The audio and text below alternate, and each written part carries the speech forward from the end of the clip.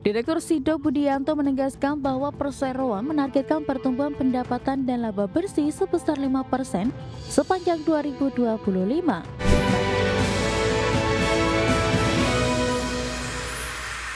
Dan selanjutnya pemirsa, emiten kesehatan PT Industri Jamu dan Farmasi Sido Muncul Tbk menargetkan pertumbuhan pendapatan dan laba bersih sebesar 5% di sepanjang tahun 2025. Ya, target pertumbuhan tersebut merupakan hasil revisi perseroan dan target sebelumnya sebesar 10%. Di tengah tantangan lemahnya daya beli masyarakat, emiten kesehatan PT Industri Jamu dan Farmasi Sido Muncul Tbk atau Sido berambisi menargetkan pertumbuhan pendapatan dan laba bersih sepanjang tahun 2025.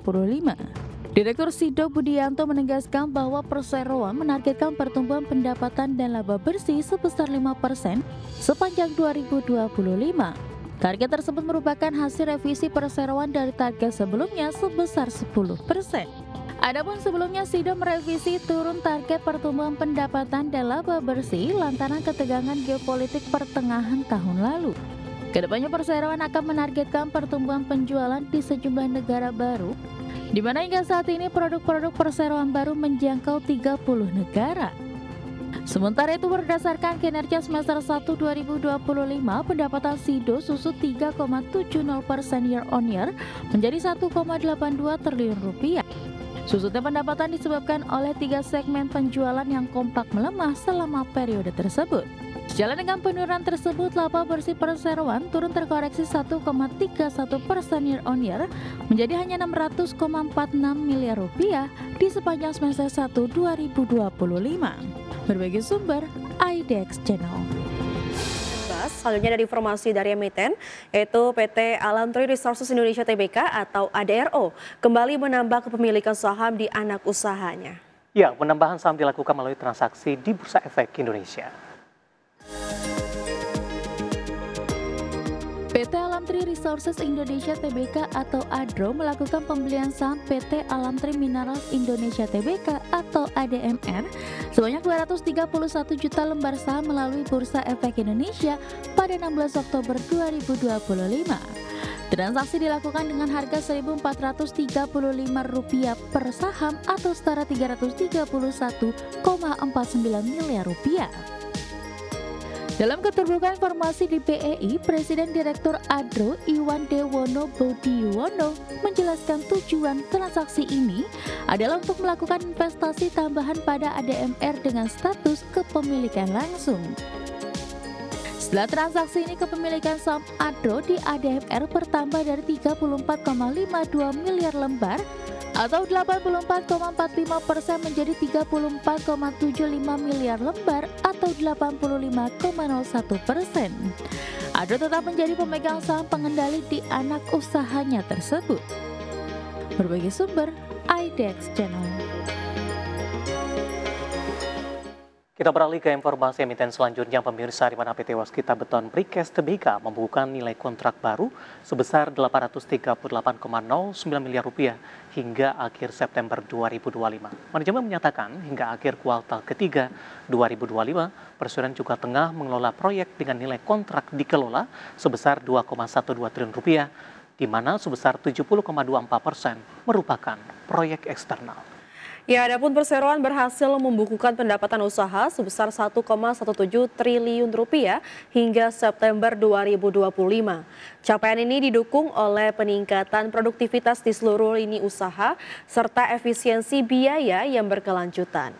Kontributor terbesar pendapatan usaha berasal dari segmen beton precast sebesar Rp528,66 miliar atau 45,26% dari pendapatan usaha. Disusul oleh beton ready mix dan quarry sebesar Rp358,99 miliar atau setara dengan 30,73% dan jasa konstruksi sebesar Rp280,51 miliar atau 24,01%.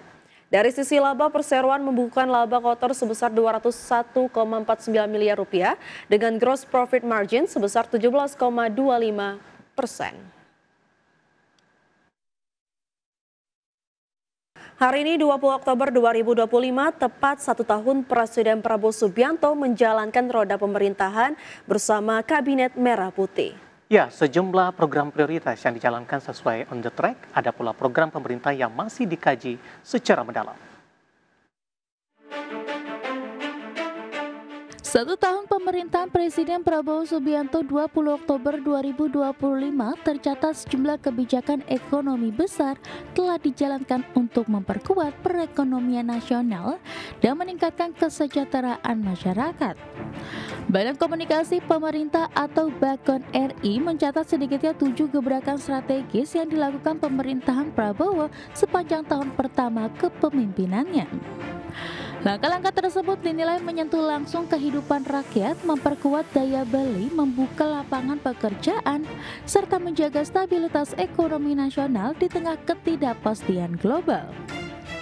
7 gebrakan ekonomi pemerintahan Prabowo selama setahun ini diantaranya kebijakan devisa hasil ekspor atau DHE dengan target peningkatan devisa sebesar 80 miliar dolar Amerika Serikat pada 2025.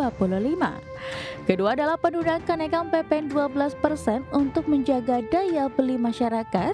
Yang ketiga, insentif untuk mobil listrik dan hybrid dalam upaya mempercepat adopsi kendaraan ramah lingkungan.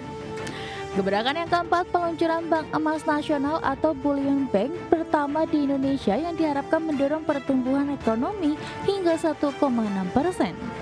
Kelima, penyelamatan buruh Sritex pasca pilot. Dan yang keenam, insentif THR untuk driver ojek online untuk memperkuat perlindungan bagi pekerja lepas. Dan gebrakan yang ketujuh adalah efisiensi anggaran APBN, di mana hingga saat ini pemerintah berhasil menghemat sekitar 306,9 triliun rupiah.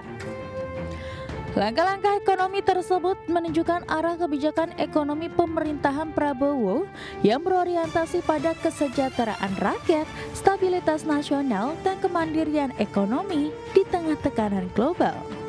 Dari Jakarta, Tim Liputan IDX Channel. Ya, Vina, tadi sama-sama kita saksikan ya pencapaian dari Prabowo Gibran dalam 1 tahun, kemudian juga beberapa item-item yang bisa diperhatikan. Nah, kita akan coba lihat nih update pergerakan indeks harga saham gabungan 30 menit pasca pembukaan di 1 tahun pemerintahan Prabowo Gibran. Ya, tampaknya cukup positif, di mana indeks harga saham gabungan pemirsa menguat signifikan di atas 1% dan kembali diperdagangkan di atas level 8 ribuan. Intraday hari ini sempat ke 8.014.287. Ya, saham-saham perbankan big cap hari ini kompak mengalami penguatan, begitu juga dengan saham-saham konglomerasi yang sebelumnya ikut menjadi pemberat untuk indeks harga saham gabungan. Saham BBCA mengalami penguatan di 4,33%, BBRI menguat 4%, BMRI menguat di 4,20%, BBNI juga menguat di 4,21%. Sementara dari teknologi, konglomerasi ada Wi-Fi, hari ini melesat di 6,50%, PTRO dari Prayogo Pangestu juga menguat di 1,88%. Sementara dari top losers pemirsa ada BRMS yang melemah di 6,34%, Antam juga melemah di 2,9%, PSAB melemah di 11,27%, CBRE melemah di 3,53%, dan emas melemah di 5,59%. Ada Arci juga aman, dan ini berkaitan dengan harga emas yang turun dalam di pekan lalu setelah mengalami kenaikan signifikan yang terdampak profit taking. Dan semoga informasi ini bisa menjadi referensi bagi pemirsa IDX Channel, terutama dalam menghadapi perdagangan di hari ini, Vina. Ya, benar sekali, David.